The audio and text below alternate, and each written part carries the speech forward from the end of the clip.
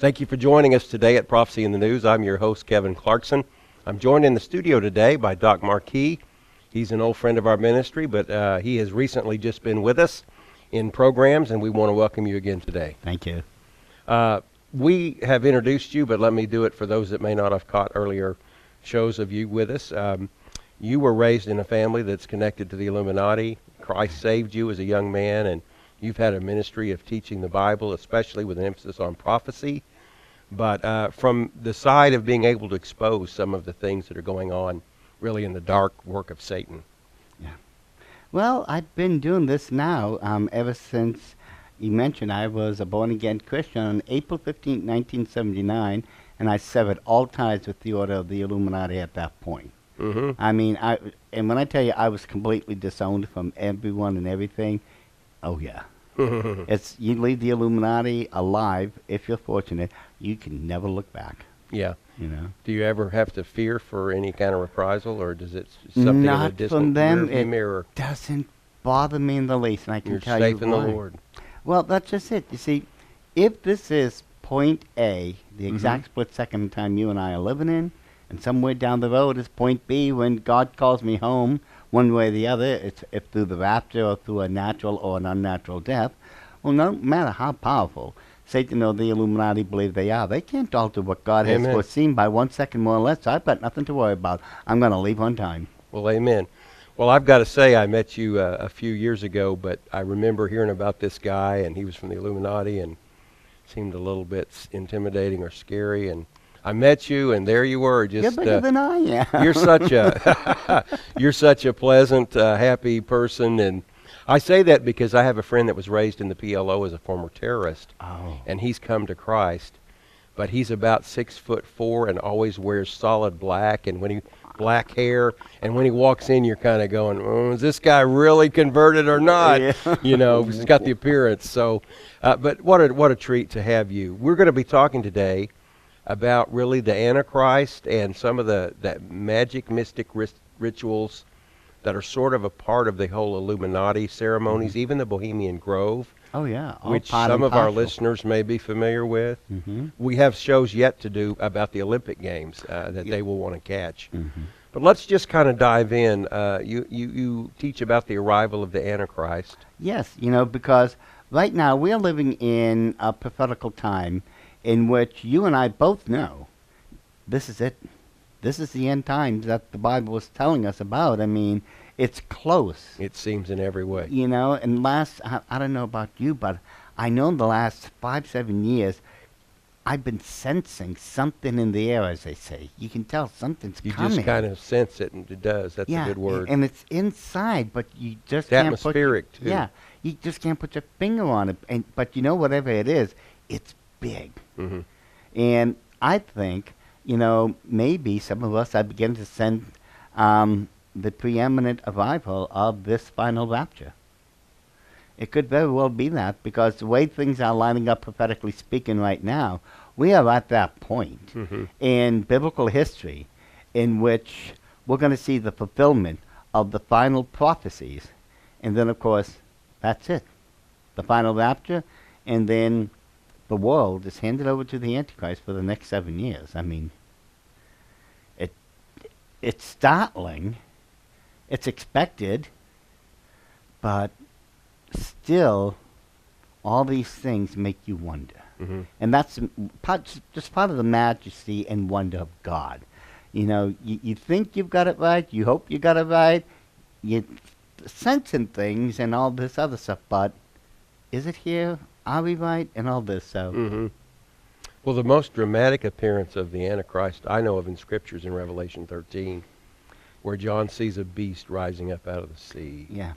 And you know the funny thing, in the Order of the Illuminati, I was told back in 69, this is 69 now, that he had been born. 1969. Yeah. So we're talking 48 years ago.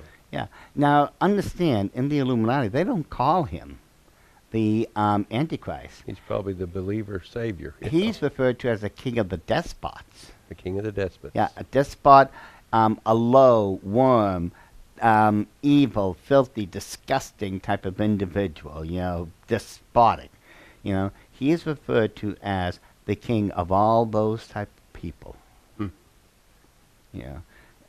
Antichrist, that is a Christian term. It's not a term you found Right. in the Illuminati. And when we look at the scriptures very carefully, just as you pointed out in Revelation chapter 3 and also Daniel chapter 11 especially, that gives a good description of, what you can expect to see from this individual. And it is an interesting fact. When we look at the Illuminati playing cards, we find out a lot of information about the Antichrist, among other things. Now let's mention back up about the playing cards. Yeah. We've discussed those before, but some may not have heard that. Well, the Illuminati playing cards, it's supposed to be just a regular card game, like Magic the Gathering, Yu-Gi-Oh, Pokemon, things like that. What people didn't realize that in 1982, when these were released, and that was just 3 years I had been saved. And when I first saw those cards, I knew what they were. These were the well laid out plans of the Order of the Illuminati to give all their followers and people in it, a warning what to expect. This is going to happen. Get out of the way, prepare yourself for this, and all this other stuff. Kind of coded inside information. Exactly.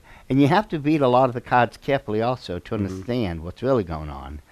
But these cards also, a lot of them refer to things that you and I would understand to have been mentioned in the Bible, especially when it came to the Antichrist himself, the type of character he'd be, how he would be received, eventually as, a charismatic person at first, and then the new Messiah. And there are cards that say that, exactly. And you could see how he's portrayed and everything. Mm-hmm. And so what we see in those cards line up perfectly, as I said, with Revelation chapter 13 and, of course, Daniel chapter 11. Well, he's described as a ferocious beast, I guess. And, he's also described in Daniel in some very interesting ways. Well, yeah. He changes times and seasons. And he does not worship the God of his fathers. Right. He is obviously a god of fortresses is mentioned. Forces. Forces. And that's part of one of the names of the ancient gods and of Lucifer. Mm-hmm. So we know by that he's worshiping Lucifer himself. He's a devil worshiper. And remember, it also says the God of his father. So he's Jewish by lineage. Right. Because that is the God of his fathers. Yeah. It goes back to Revelation chapter 2 and 3 where it says, that they profess themselves to be Jews, but are not, but are of the synagogue of Satan. Right. He's just like the head of the Order of the Illuminati, this soon-to-arrive Antichrist figure. Now, interesting enough, if we take it and study that carefully enough, we find out whoever this Antichrist figure is at first a politically unknown individual, but seemingly has an overnight meteoric rise. He's able to solve seemingly all the problems of the world, and he's going to be hailed as the new Messiah, especially since he makes that 7-year peace treaty with Israel. Brings Middle East peace. Yeah, and no one's been able to do that. Mm-hmm. So this would be, the biggest culmination of his career, if you want, to look at it that way. But we know it gets much worse once he enters into the third temple and sits upon the throne of David and proclaims himself to be as God. 2 Thessalonians 2. Yes. So there you have the biggest blasphemy of all history. Oh, yeah. I mean, this is beyond, the pale. But this is not unusual. And the funny thing is, all these things, believe it or not, are also believed by most members in the Order of the Masons. See, is that right? Well, yeah, you see, Masonry does not go all the way back to the building of the tower, the Temple of Solomon, as they themselves will tell you that's not the truth. Mm-hmm. The first historic temple we know that was built was the Aberdeen Lodge in Scotland in 1717. The long and short of it, the rich people, the people with money, took over the temples, kicked all the genuine stonemasons out, and became accepted masons. All right. That's the long and short of it. But it would be about 7 decades later, in 1786, when Dr. Adam Weishaupt sent his right-hand man, Baron Adolf von Koenig, to meet with the 23 representatives of the Masonic world at that time. Now, after meeting together for 30 different sessions, those representatives signed a blood contract vowing to follow the 7-part plan of the Order of the Illuminati to create a new world order. What was their motivation for that? Was it that they so believed that that was their destiny, or did they receive some kind of kickback or More than anything else, it was power. pursuit of power? It would have been power more than anything else, because these were rich people to begin with, noblemen. Mhm. They were learned. They knew the arts and everything else. But for them, it really was all about the power. And ever since 1786, the Illuminati have been working through the Masonic temples. They never had to build their own meeting lodges or anything. No, they've been working through the Masonic lodges to this very day. And if you go into the actual books of the Masons, now I have more than 100 of their own books in my personal library, and quite a number of them are coded, but I can read them. Mm. And when you read through the books themselves, and I did a DVD on this, and I used nothing but Masonic literature to prove this. Not only do they want nothing to do with Christ himself, they deny him, and they identify their God as Lucifer. But you don't find these things out until you get Upper levels. into, yes, you see. I rather suspect there are a lot of lower level Masons that have no idea. Oh, what from first they're to the affiliated third with. degree, I mean, that's like walking into kindergarten. You know, you're in the Blue Lodge, and the first degree is known as the entered apprentice. You've just entered in as an apprentice, per se. And then there's the accepted Mason and the Master Mason. The first 3 degrees, as I said, you're just walking into kindergarten. Even Pike himself, he wrote in a letter once that said, that what's, wait a second. Albert Pike. Yeah, General Albert Pike himself. Mhm. He said, you may repeat it to the brethren of the 31st, 32nd, and 33rd degree, that the Masonic religion should be held by all of us initiates in the purity of the Luciferian doctrine. Mm. That's the doctrine of the Illuminati, the Luciferian doctrine. You go, as it says, when I created this DVD, I took all those books. I pulled everything out that was related to all the questions people have asked. You know, is it really a religion to begin with?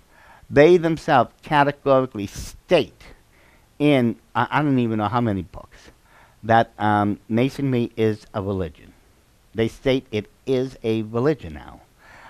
That it has nothing to do with Christianity. It is not based upon Christianity, because if it was Christian, it would be something else. Mm-hmm. They also reject the teachings of the Bible. They think of the Bible, believe it or not, just as so much window dressing. In other words, if you live in America and you have a Masonic lodge, well, the window dressing would be the Bible. But if you live, let's say, in the Middle East, the window dressing would be the Quran. Mm-hmm. It just depends. It's part of your culture. Right. So we'll dress it up, make it look good, but that's it. It's just window dressing. It means nothing to them. It deceives, though, with appearance. Well, that's just it, isn't it? You know, it gives you that deception. And on and on and on.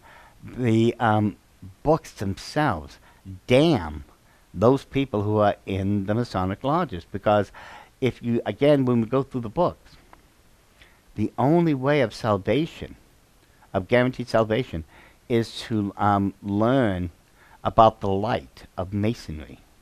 Because the light is what will lead you on at the end. Satan is such a counterfeiter. Mm-hmm. He masquerades as an angel of light, doesn't he? Well, it goes even further than this, because a lot of the Masons, well, as I said, the Masonic lodges are used by the Illuminati to work through. But that's not the only place they work through. They have this one place in California, you might have heard of it. It's known as the Bohemian Grove. Yeah. Right. It's what I call the Illuminati's version of a summer camp. It's where, you know, some of the most powerful people in this world meet for 2 or 3 weeks every summer to discuss the new plans that they have that's going to affect you and I. And at this particular summer camp, and it is true, I've seen this before, there is a 40-foot owl in the grove itself, in which they are holding these ancient ceremonies. One in particular is known as the cremation of care. Mm-hmm. Now, I did do a DVD on that, and the one thing that I can definitely tell you is that the cremation of care is a genuine occult ritual. I broke it down, and I showed the people just what constitutes a genuine ritual, and we compare it to the cremation of care, and every single spot just adds up. It's all the same thing.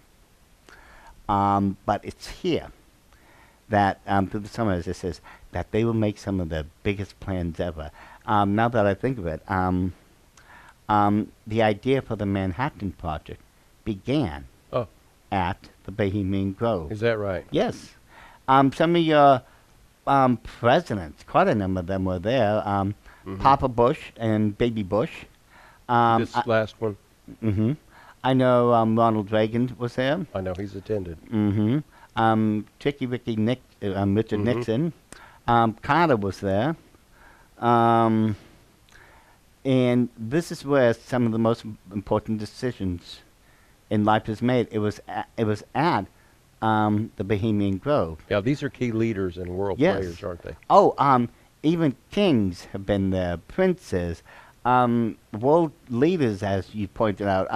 And it was there also that Ronald Reagan agreed not to run against Richard Nixon, you know, for the presidency that time around. Of course, Bill Clinton, and this, as I said, this is where some of the greatest decisions are made by an average of somewhere between 2,000 to 2,500 people in the order of the Illuminati. The bigwigs, the power brokers, will meet. And this is very much a secure meeting. Public is not allowed. No press. Oh my goodness, a lot of people Security have patrol. tried to access down the main road into it. They're always stopped. If they go beyond a certain point, they will be arrested. The only person that successfully made it through once was Alex Jones. And he tried again, and he got his friends that were with him got arrested. He did once, I think, get some footage, though. Oh, yeah. There's no doubt of it. But And I've seen, I don't remember who accosted. David Gergen was an interesting fellow. He's on CNN sometimes, but he was an advisor to the Republicans, and then he flipped and became an advisor to the Democrats. And he was accosted on the street by a reporter, and they brought up, well, you were at the Bohemian Grove, and he stopped just short and for a second looked scared to death. And then he said, I don't know where you get your information, but that's none of your business. And he turned and walked away. Yeah. Well, I think it was Papa Bush that on TV, he was asked the same thing. And he says, well, I'd tell you about it, but it's a secret, so I can't. You know, and he just kept dodging the question. But Yeah, it's super confidential.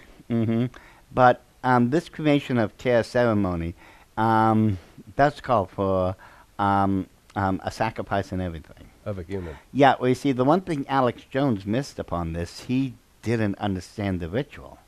This is a very well-formulated ritual. It's definitely a solid, and yeah, this is a ritual that you could sacrifice someone to Moloch if you wanted to. Yeah. See, That's he called, creepy. see, the thing is, he mistook the owl to be Moloch. That's not Moloch. That's the bird of wisdom that belongs to Pallas Athena. You know, but since a bird represents knowledge, wisdom, the Illuminati took that symbol because if you remember, from Latin, the word Illuminati means the bearers of light, the wise ones. That's why they have that owl as its symbol. And that owl was specifically chosen to be the totem animal representation of Lucifer, light and wisdom, the bird of light and wisdom, so on and so forth.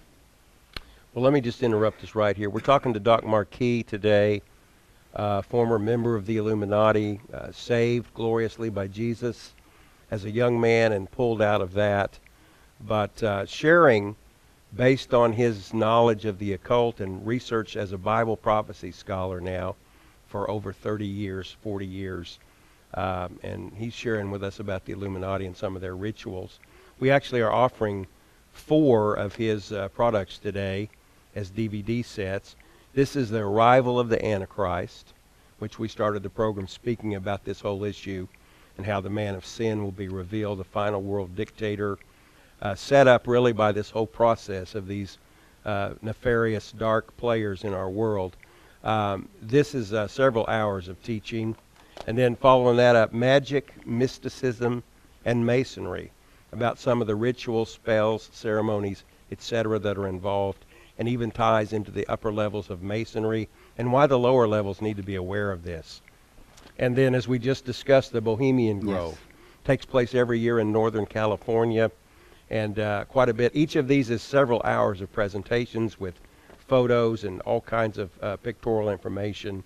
And then one we'll get to next, but the Protocols of Zion, which tries to paint the world under control of a Jewish conspiracy, which fuels some of these and goes the wrong way, because we do know that Israel is in God's prophetic plan, and so there's a higher word than anything that man planned. But these are offered, and each one of these is $19.95 plus shipping and handling, or we're offering the 4 as a bundle for $74.95. As always, you go to our website, prophecyinthenews.com, or call the 800 number on your screen. While you're there, check out Doc's soon-to-be-published book, The Final Rapture. This will actually come out into stores and be mailed shipping out in October, and it is about the biblical rapture. It's a great case that we, the saints of God, are raptured before the tribulation begins. I wrote the foreword, so you know how I feel about that. Anyway, let's jump back to either, we've got 5 minutes or so. Let's consider maybe anything else you want to say about the Bohemian Grove and then the Protocols of Zion. Well, as we're saying, the Bohemian Grove itself is where 2,000 to 2,500 of the most powerful political brokers and members of the Illuminati will meet every year for 2-3 weeks. It's an international crowd, correct? It is international. It literally scans the whole globe. And the one thing it's all men, right? There's no women. I was about to say, women are not allowed there. Yeah. The Illuminati, as I explained on a radio show not too long ago, is still, for the most part, an all-boys club. You know, it's a good old boys club, no women's allowed. You know, just like Spanky and our gang, the He-Man Women's Haters Club, you know, that thing. Yeah. And that's the reason why Hillary Clinton did not become the president. Yeah, everyone was saying it was going to be her. And as soon as I knew she was going to run, I knew, well, if she is the front runner, whoever the front runner for the Republicans are, that's going to be a champion. Yeah, I knew it. You know, she may be one of them. She and everyone else may think that, okay, it's time for a female president. No, I knew it wasn't going to happen. So, you know, Margaret Thatcher, the British mindset, they were ready for a female leader.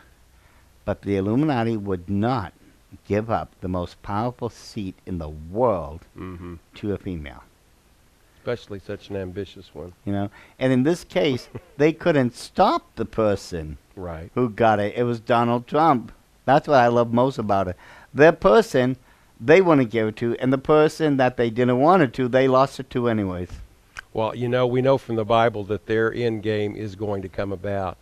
But at this present moment, it looks like they've had to take a step back, even themselves, kind of by the way things have tilted. That's exactly what's happening. And I think it's a church's opportunity to continue to pray for just a crack in the door for some revival, for an awakening, And I sure urge people to do that. Amen. God's plan's going to happen. We can't stop it. We don't want to. We've got a 4 to 16 year window of opportunity here right now to stand up as the children of God, more than likely the final and last remnant that he said he would give us, and speak up for Christianity, for Christ, for his word right now. Amen. And better than ever before. And we've got to take the opportunity now while we still got the chance and the time. Well, Doc, in a minute or so, what would you tell us just about the protocols of Zion, any bearing it has? The protocols of Zion are not what they appear to be. Most people believe it represents a Jewish Zionist conspiracy, and it doesn't. What most people don't realize, it's a coded document. That's an Illuminati document you're reading. Those are actual meetings, minutes of the meetings of the Illuminati themselves that was stolen by a child lady who worked for a high-level ranking Mason who was in the Illuminati. That's how it came into existence. But what no one realized, it was coded. People nowadays are reading it and saying, no, and I'm going, no. That's coded. You don't know what the true topic is. Once you do, it's a historical nightmare of horrors that haven't hit yet, but their plans state they will do. Well, you explore that in depth, don't you, in this presentation? Oh, yes. Oh, yeah. Well, that's fascinating. Well, where do you see things going if we don't have a spiritual awakening and we continue on the, train track toward globalism? What do you see happening immediately? Well, I guarantee you that going by the ancient timelines, I remember that the Illuminati had plans and everything. Between 2028 and 2030. This is when, according to those timelines, they'll have everything in the back of their pockets. Now that means they could now move at a whim. So I'm thinking, when I consider Vice President Mike Pence and Donald Trump can represent a 4 to 16 year window of opportunity, well, when that window would be closed, it fits right in with that 2028, 2030 timeline. Okay. Well, I've got to take it right there, but thank you for being with us, and thank you for being with us. Hope you'll join us next time for Prophecy in the News. We want to urge you to realize you don't have to fear these things or live in dread. Christ came to save us, not only from this present evil world, but for eternity. Call on his name and keep looking up.